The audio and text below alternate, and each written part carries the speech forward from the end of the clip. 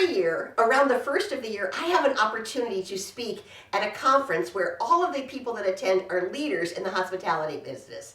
Last year we did it virtually, so it was really exciting to get back and to see people face to face with all new leaders.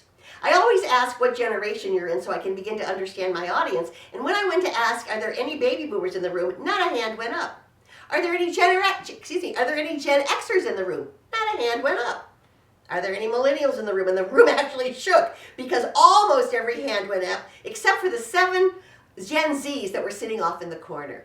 So I knew that my material would have to really relate a lot to this millennial mindset, and it did. When we got to some of the challenges that we have working with people older than we are and in different generations, boy, did they start talking. So I decided for this segment I would give you a list of the 6 things that millennials need, and even Gen Z, to manage people who are older than them, Gen X and baby boomers. So here we go. Number 1, seek their input. These are people that have been around. They understand what's going on. You need to respect their experience.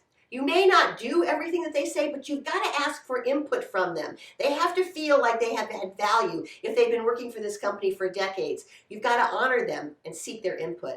And while you're at it, number 2, be curious. Ask them questions. Listen to their perspective. Get a really better understanding of who they are. And also, when you're building that relationship, understand what their life is like. Not just at work, but what goes on after work, so we can begin to understand the whole person.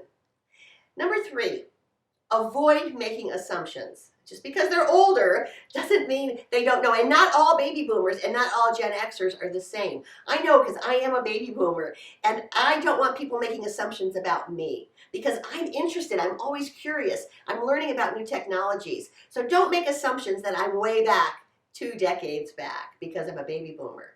Number 4, lead by example. We are back in this whole idea of people first in our companies. And when we say people first, that means that we're thinking about the individual, and we're going to work right there with them, and we are going to do things right alongside of them. We're not going to give them an assignment and then go sit back. We are there. We are going to lead by example. We are going to do the job many times with them. Number 5, show empathy and compassion. This is big, and no matter what generation we're in, but we want people to understand us. We want people to, as they say with empathy, for one moment walk in our shoes and begin to understand where we're coming from. And when I use the word compassion, compassion is a verb, and it means to show, to help people. So yes, I have empathy towards you, but I also have compassion, which means if I see you doing something that I could help you with, because if I show you, you might do it better.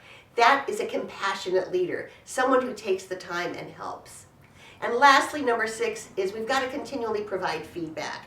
We've got to keep people, no matter what their generation is, helping them understand where they're going, how they're doing, and hopefully any generation improve.